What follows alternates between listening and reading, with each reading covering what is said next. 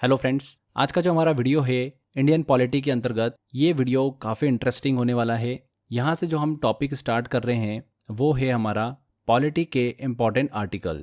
और पॉलिटी के important article से रिलेटेड हमको एक या दो क्वेश्चन ज़रूर एग्जाम में देखने को मिलते ही मिलते हैं। चाहे आप कोई सी भी एग्ज़ाम उठा लो तो कुछ 50 से 60 ऐसे इंपॉर्टेंट आर्टिकल है जो कि अक्सर एग्जाम के अंदर पूछे ही जाते हैं और उनको लेकर बड़ा कन्फ्यूजन होता है। फलाना फलाना चीज़ जो है ये किस आर्टिकल में बताई गई है। ऐसे क्वेश्चंस एग्जाम में काफ़ी पूछ लेते हैं और हमसे नहीं बनते हैं, या फिर किसी कन्फ्यूजन के कारण हम गलत आंसर टिक करके आ जाते हैं। तो ये वाली प्रॉब्लम इन वीडियोस को देखने के बाद आपकी ख़त्म हो जाएगी। तो पॉलिटी के जितने भी महत्वपूर्ण आर्टिकल हैं इनको मैं आपको 4 वीडियो में ट्रिक से याद कराऊंगा। और ट्रिक इतनी गजब गजब ट्रिक बनाई है मैंने कि सिर्फ आपको वीडियो देखना है, इन्जॉय करना है और सारे आर्टिकल आपको याद हो जाने हैं। 4 वीडियो जो मैं आपको दूंगा, पहले वीडियो में 1 से लेकर 50 के बीच में सभी महत्वपूर्ण आर्टिकल जो भी होंगे उनको हम ट्रिक से याद करेंगे। दूसरे वीडियो में 51 से लेकर 100 के बीच में महत्वपूर्ण आर्टिकल को ट्रिक से याद करेंगे। तीसरे वीडियो में 101 से लेकर 200 के बीच के सभी महत्वपूर्ण आर्टिकल को ट्रिक से याद करेंगे। और 201 से लेकर 360 के बीच में जो भी महत्वपूर्ण आर्टिकल होंगे उनको हम ट्रिक से याद करेंगे चौथे वीडियो में। तो आर्टिकल के ऊपर ट्रिक वाले आपको 4 वीडियो मिलेंगे। चारों वीडियो आपको देखना है। आपका आर्टिकल से रिलेटेड कभी भी एग्जाम के अंदर क्वेश्चन आएगा 100% आप बिल्कुल सही टिक करके आओगे। ठीक है, तो आज का हमारा ये जो वीडियो है ये पहला वीडियो है जिसमें हम 1 से लेकर 50 के बीच के सभी महत्वपूर्ण आर्टिकल को ट्रिक से याद करेंगे। लगभग 15-16 आर्टिकल निकाले हैं मैंने जो कि एग्जाम के अंदर फ्रिक्वेंटली पूछे जाते हैं। तो चलिए लेक्चर को शुरू करते हैं। बढ़िया से लेक्चर को पूरा एंजॉय करिए। सारे आर्टिकल आपके दिमाग में लाइफ टाइम के लिए छपने वाले हैं। इस टॉपिक के ऊपर टेस्ट जो है वो मैंने आपको कंबाइंड टेस्ट दे रखा है, कंप्लीट पूरा। तो चारों वीडियो कंप्लीट करने के बाद में फिर आप टेस्ट लगाइएगा। तो चलिए 1 से लेकर 50 के बीच के महत्वपूर्ण आर्टिकल को हम ट्रिक से याद करते हैं। देखिए, सबसे पहला इंपॉर्टेंट आर्टिकल आता है हमारा आर्टिकल 11। आर्टिकल 11 क्या बोलता है, इसको हम ट्रिक से याद करेंगे। देखिए, आर्टिकल 11 में बताया गया है नागरिकता मतलब सिटीजनशिप को। अब इसको इस तरीके से देखिए कि आर्टिकल 1:1 लिखा हुआ है ना, 1:1। तो भारत एक देश है जहां पर रहने वाले लोगों की नागरिकता भी एक ही होती है जो कि है इंडियन। तो एक देश एक नागरिकता, यहाँ पर एक एक बना 11। तो इस तरीके से दिमाग में हम अच्छे से इसकी इमेज बना सकते हैं। आर्टिकल 11 जो है ये कहता है कि पार्लियामेंट को ये राइट है कि वह इंडिया में सिटीजन से रिलेटेड लॉ में बदलाव कर सकती हैं। इसका मतलब ये है कि पार्लियामेंट को सिटीजनशिप देने, उससे जुड़े लॉ को बदलने और नए लॉज बनाने का पूरा राइट दिया गया है। तो आर्टिकल 11 सिटीजनशिप नागरिकता से रिलेट करता है। जब भी आर्टिकल 1:1 देखोगे आप तो यहाँ पर 2 बार 1:1 लिखा हुआ है। एक 1 का मतलब है एक देश, दूसरे 1 का मतलब है एक नागरिकता। दूसरी ऐसी बहुत सारी कंट्री है जहां पर 2 नागरिकता 2 सिटीजनशिप देखने को मिलती है, जैसे कि यूएसए। पर भारत की बात करें, भारत एक देश है जहां पर रहने वाले लोगों की नागरिकता भी एक होती है। तो 1:1 इस तरीके से बड़ी आसानी से हमको ये याद हो गया है। आगे बढ़ते हैं। अब देखिए फ्रेंड्स, आगे आर्टिकल को डिस्कस करें उससे पहले मैं आपको एक इमेज दिखा रहा हूँ। ये आपको एक आदमी दिख रहा है, यहाँ पर इसका एक मुंह दिख रहा है हमको, ऊपर सर पे कुछ बाल उगे हुए हैं, हाथ दिख रहा है हमको, पैर दिख रहे हैं और नीचे इस आदमी के बारे में लिखा हुआ है। ठीक है, जो कि इसकी उपाधि के बारे में बात करता है। भाई कोई भी आदमी होता है कि वो डॉक्टर है या फिर और भी कुछ है तो हम उसको हमेशा उस आदमी के फोटो के नीचे लिखते हैं ना। तो इसी तरीके से इस आदमी के नीचे जो है यहाँ पर उपाधि लिखी हुई है। ये आदमी है, इसके सर पे कितने बाल हैं? 14 बाल हैं। कितने हैं? गिने चुने 14 बाल हैं। इसकी आँख है, नाक है, मुंह है, हाथ है, पैर है और नीचे इसकी उपाधि लिखी हुई है यहाँ पर। तो बस यहाँ पर मैं आपको कुछ अंक बता रहा हूँ। हर एक बॉडी के पार्ट को मैं कुछ कुछ अंक दूंगा। ध्यान से देखिए, यहाँ पर इसके सर पे 14 बाल हैं तो हमने इसको अंक दिया बालों को 14। ठीक है, मतलब सर पे हमने क्या लिखा? 14 लिख दिया। इसके सिर पे लिखा हमने 14। ध्यान से देखना। आंखों को हमने क्या लिखा? 15 नंबर दे दिया। हाथों को अपन ने नंबर दे दिया 16। पैरों को नंबर दे दिया 17। और इसके नीचे जहाँ पर इसके बारे में लिखा हुआ है, इसकी उपाधि जो दी गई है, इसको हमने दे दिया 18 नंबर। तो 14 से लेकर 18 नंबर हमने इसको यहाँ पर दे दिए हैं। इस आदमी की इमेज जो है आपके दिमाग में सेट हो गई है और इसके कौन कौन से बॉडी पार्ट को हमने क्या क्या अंक दिया है ये भी आपको क्लियर हो गया होगा। सीक्वेंस से चले हम। बालों को दिया है, मतलब सर पे दिया है हमने 14, फिर आंखों को दिया है 15, हाथों को दिया है 16, पैरों को दिया है 17 और नीचे जो इसके बारे में उपाधि लिखी गई है इसको दिया है हमने 18। ओके, चलिए अब हम ट्रिक हमारी स्टार्ट करते हैं। ध्यान से देखिएगा फ्रेंड्स, आप मुझे बताइए कि दुनिया में हर व्यक्ति का जो स्ट्रक्चर होता है, मतलब इसकी बनावट होती है, वो बिल्कुल समान होती है, इक्वल होती है। हर व्यक्ति का जो सर अगर आप देखोगे तो बिल्कुल एक जैसा होता है। सर में उसको दो आंखें होती है, एक नाक होता है, एक मुंह होता है, ठीक है। तो ये हम देखते आ रहे हैं। तो स्टार्टिंग कैसे हो रही है हमारी, सर से हो रही है। और सर जो होता है दुनिया में हर व्यक्ति का समान होता है, इक्वल होता है। तो 14 नंबर को हमने क्या कोड दे दिया, इक्वल दे दिया, ठीक है। उसके बाद आंखों की बात करते हैं। तो आंखें जो होती है सबको समान देखती है, समान रूप से देखती, कोई भी भेदभाव नहीं करती है। तो आंखों को अपन ने क्या दे दिया, भेदभाव नहीं करती है आंखें। क्लियर। हाथ पे आए अपन, हाथों से अपन क्या करते हैं, काम करने का काम करते हैं भाई, रोजगार करते हैं अपन, एम्प्लॉयमेंट का काम करते हैं, पैसा कमाते हैं, ठीक है। तो हाथों से हम क्या करते हैं, काम करते हैं, लैपटॉप चलाते हैं, कंप्यूटर स्क्रीन पे बैठ के काम करते हैं। तो हाथ जो होते हैं हमारी नौकरी करने में, हमारी जो काम काज करते हैं उसमें हमारी हेल्प करते हैं, ठीक है। सिंपल सी बात है। उसके बाद यहाँ पर 17वें नंबर पर आता है पैर हमारा। तो पैर जो होता है फ्रेंड्स, हम बड़ों के पैर छूते हैं, किसी के साथ भी छुआछूत नहीं करते हैं भैया, हम पैर को अच्छे से स्पर्श करते हैं और सर पे लगाते हैं। तो 17 नंबर से कोड हमको मिला कि हम छुआछूत नहीं करते हैं, अस्पृश्यता जो है, छुआछूत को हम नहीं देखते हैं, ठीक है। सभी के हम हर बड़ों के पैर भी छूते हैं। उसके बाद लास्ट में यहाँ पर इसकी उपाधि लिखी हुई है। जो भी उपाधि लिखी हो भैया हमको उससे कोई लेना देना नहीं है, ये एक मनुष्य है।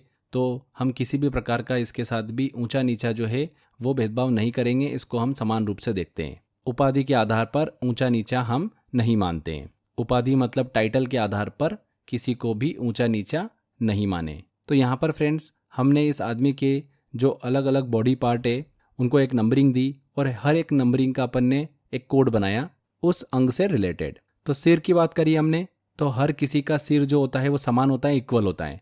तो आर्टिकल 14 जो है ये समाज में सभी को समान अधिकार देता है, चाहे कोई भी अमीर हो या गरीब हो। इक्वालिटी बिफोर लॉ, ये बताता है आर्टिकल 14। इक्वल रूप से सभी को ये समान अधिकार देता है। हो गया याद। आंखों की बात करी तो आंखें जो है वो सबको समान रूप से देखती हैं, कोई भी भेदभाव नहीं करती हैं।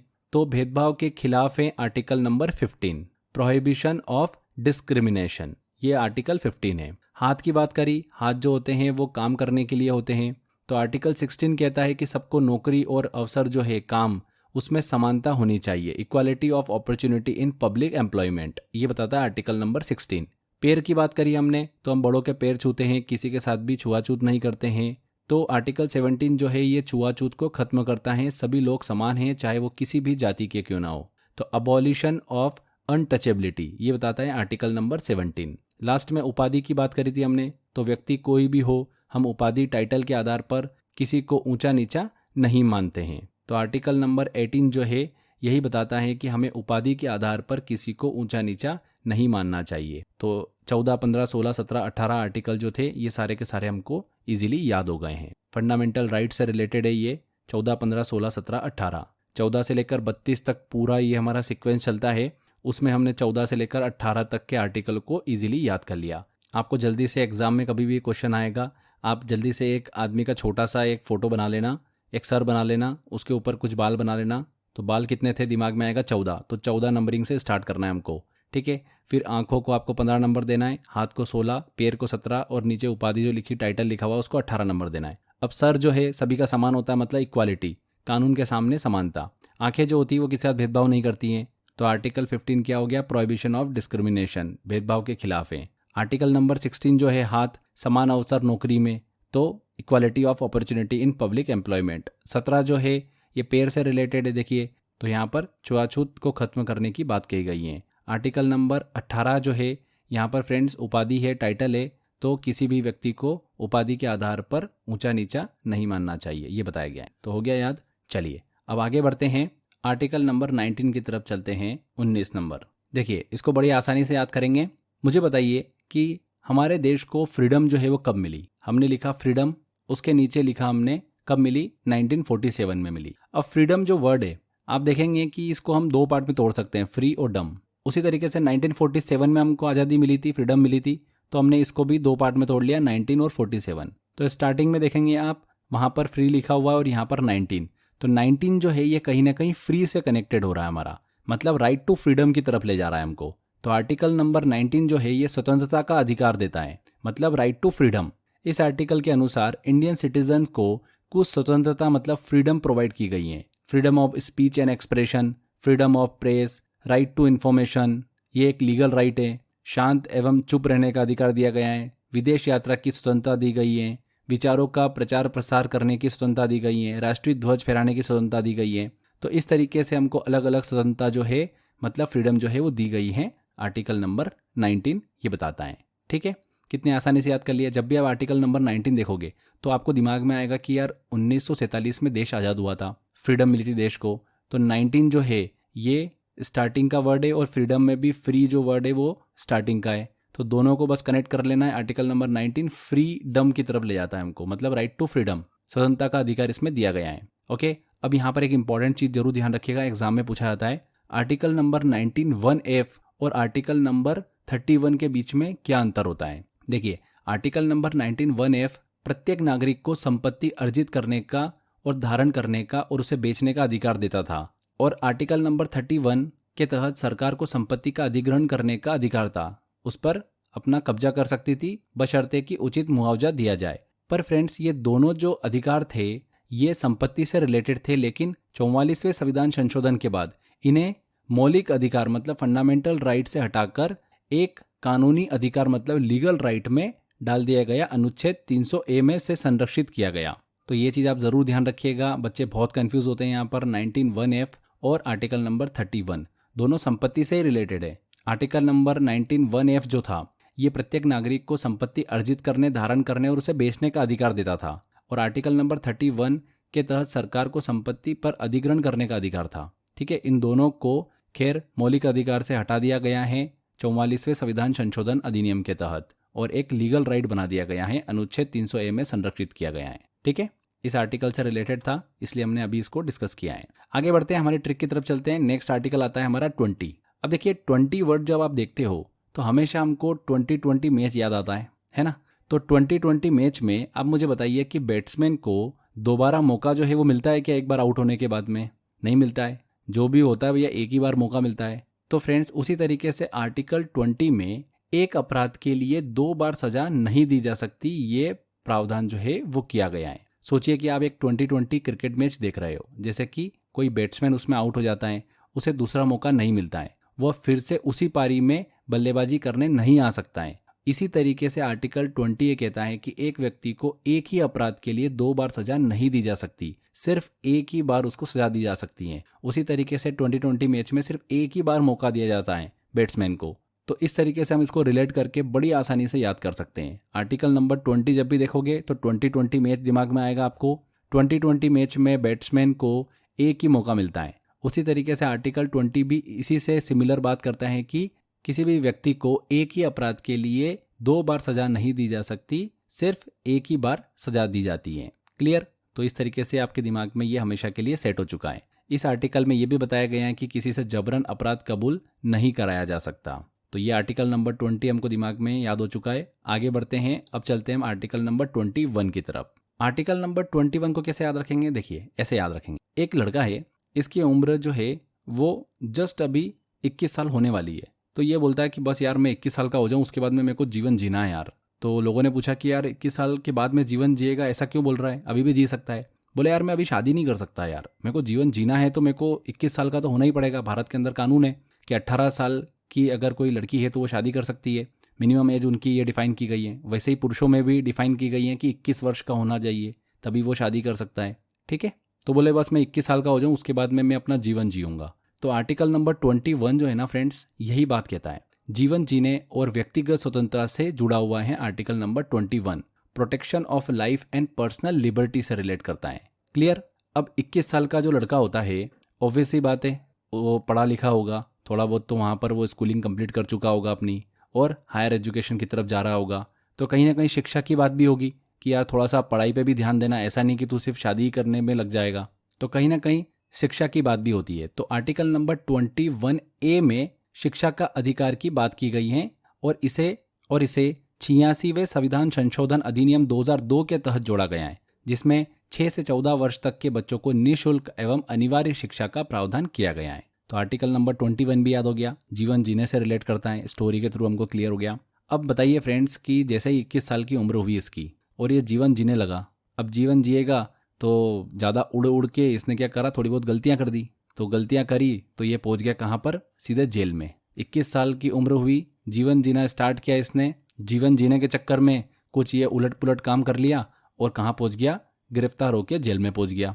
तो नेक्स्ट आर्टिकल इसी से रिलेटेड है कि आर्टिकल नंबर 22 जो है वो गिरफ्तारी और हिरासत से सुरक्षा की बात करता है, protection against arrest and detention. Article number 22 आपको गिरफ्तारी और हिरासत के दौरान विशेष अधिकार जो है वो देता है, जिससे आपको तुरंत कारण बताना पड़ेगा कि आपको क्यों गिरफ्तार किया गया है, और आपके वकील से मिलने का अधिकार भी आपको दिया जाता है। तो 21 में जीवन जीने का कोशिश करता है वो, और जीवन जीने के चक्कर में वो क्या करता है, उलट पुलट काम कर लेता है और गिरफ्तार हो जाता है। पर आर्टिकल 22 उसका सपोर्ट करता है, गिरफ्तारी और हिरासत में उसे सुरक्षा देता है। तो इस तरीके से हम इसको आपस में कनेक्ट करके याद कर सकते हैं। यहाँ पर एक काफ़ी इंटरेस्टिंग चीज़ है, आर्टिकल नंबर 358 के तहत अगर आपातकालीन की स्थिति हो जाती है, इमरजेंसी सिचुएशन हो जाती है, तब आर्टिकल 19 जो होता है उसको निरस्त किया जाता है पहले। फिर आर्टिकल 359 के तहत राष्ट्रपति जो है आपातकाल की स्थिति में सभी फंडामेंटल राइट्स को समाप्त कर सकता है, लेकिन प्रेसिडेंट जो है आर्टिकल नंबर 20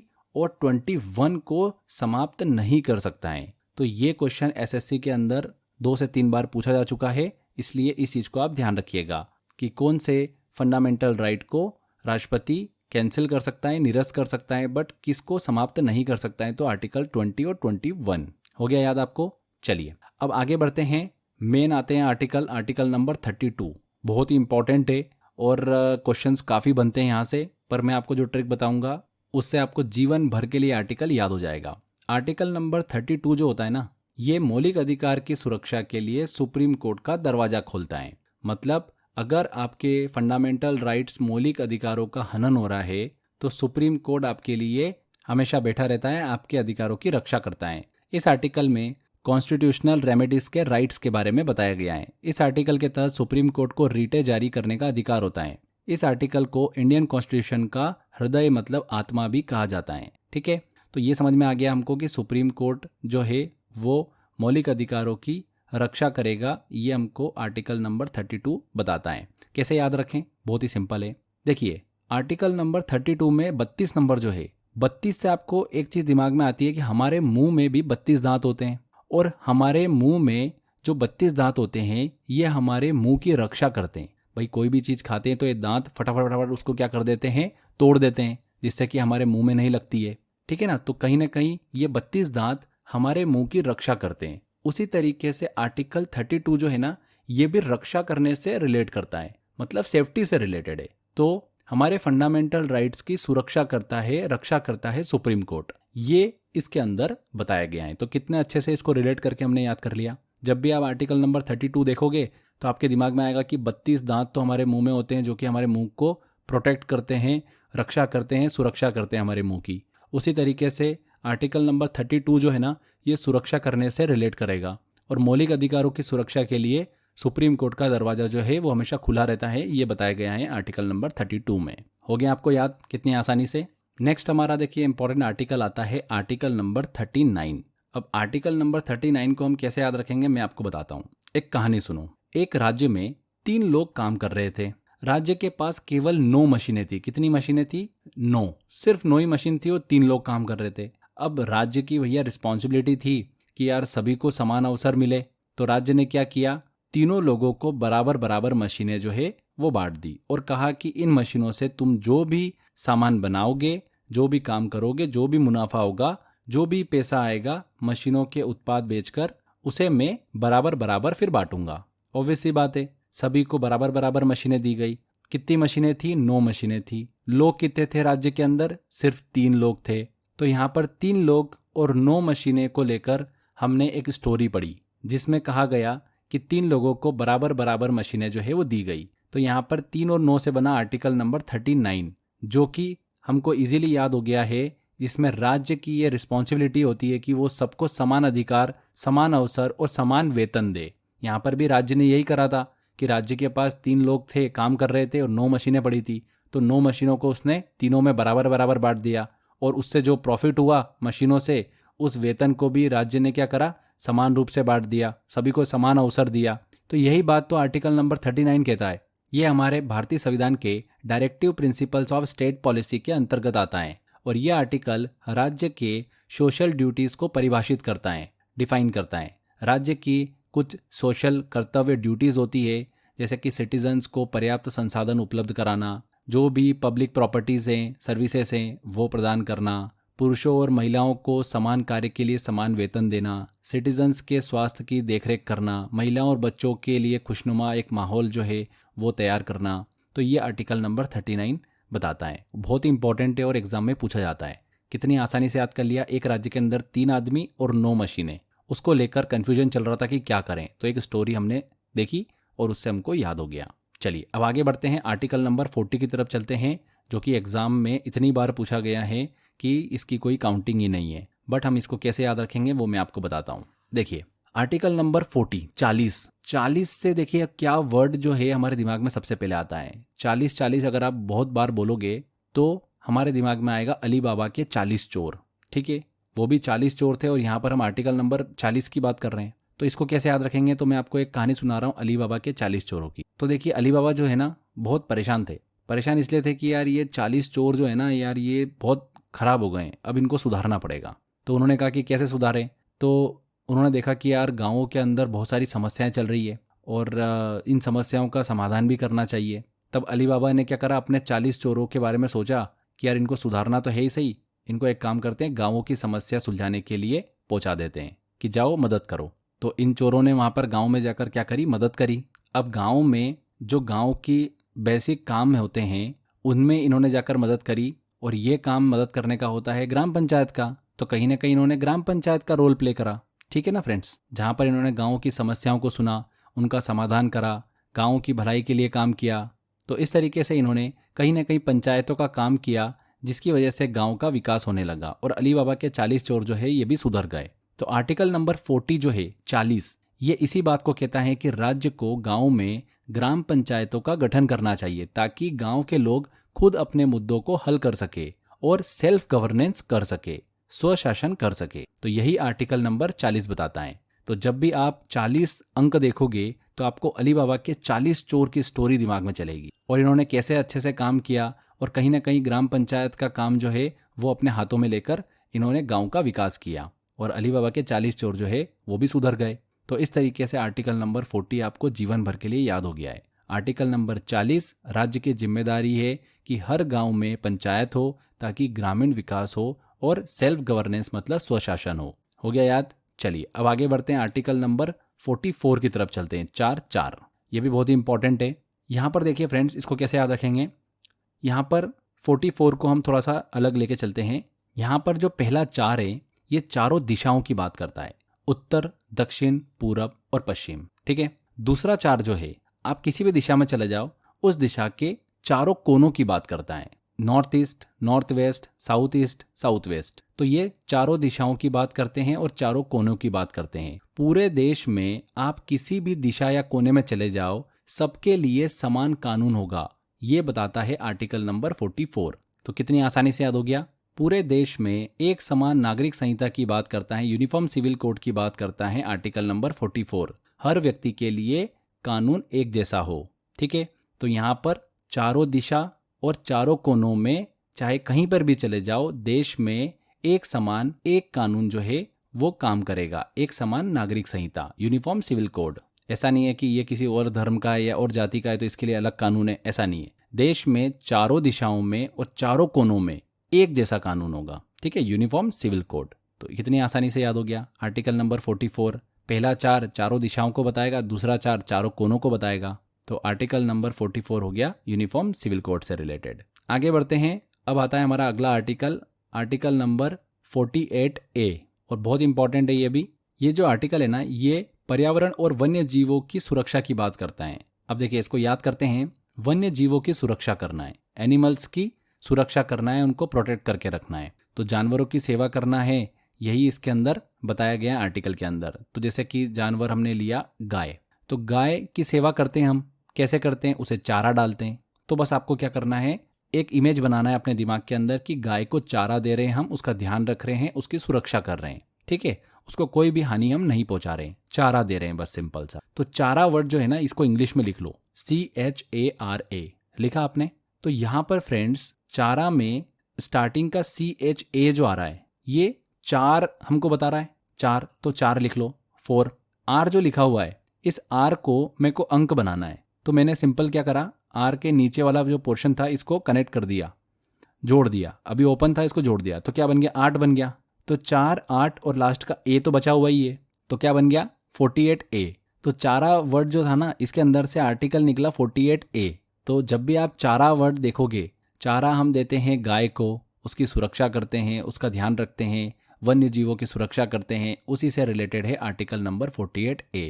यहाँ पर ए जो है ना, ये ए से एनिमल आपके दिमाग में चलेगा, और ए से एयर, एयर मतलब एयर वातावरण में होती है, तो पर्यावरण, तो पर्यावरण और वन्य जीवों की सुरक्षा से रिलेट करता है आर्टिकल नंबर 48A। हो गया याद। देखिए फ्रेंड्स, इस आर्टिकल को 42वें संविधान संशोधन 1976 के तहत जोड़ा गया था हमारे संविधान में। तो यहाँ पर हमने 1 से लेकर 50 आर्टिकल के बीच में जो भी सबसे महत्वपूर्ण आर्टिकल हैं जो एग्जाम में पूछे जाते हैं, वो हमने ट्रिक की मदद से याद कर लिए हैं। ठीक है, तो ये हमारा पहला पार्ट कंप्लीट होता है। नेक्स्ट वीडियो हमारा आएगा, आर्टिकल नंबर 51 से लेकर 100 के बीच में आने वाले सभी महत्वपूर्ण आर्टिकलों को हम ट्रिक से याद करेंगे। तो आई होप आपने वीडियो को काफ़ी एंजॉय किया होगा। आपको कुछ भी टेंशन लेने की ज़रूरत नहीं है, एक बार और अच्छे से इस वीडियो को देख लेना और बिल्कुल फ्री हो जाना है, टेंशन नहीं लेना है बिल्कुल भी, क्योंकि जो हमने ट्रिक से याद करा है ना, इसमें आपको फील नहीं होगा कि आपने कुछ याद करा है, पर आपके दिमाग में चीज़ें सेट हो चुकी है। आप ऐसा सोचिए कि आप कोई मूवी देखने जाते हो थिएटर में, तो वहाँ पर आप जब मूवी देखते हो तो क्या आप पूरी स्टोरी जो देखते जाते हो वो अपने दिमाग में याद करते हो क्या? नहीं, सिर्फ एंजॉय करते हो ना। आपके दिमाग में मूवी की स्टोरी तो खुद ब खुद आ जाती है। बॉर्डर मूवी आपने देखी थी, तो उसमें आपको याद है कि लास्ट में पूरी फाइट होती है, फिर अर्ली मॉर्निंग जो है फाइटर जेट आते हैं और सनी देओल की क्या करते हैं, वो रक्षा कर लेते हैं। तो ये स्टोरी आपके दिमाग में सेट है। उसी तरीके से मैंने आपको पढ़ाया है, सारी चीज़ें आपके दिमाग में सेट कर दी है अच्छे से।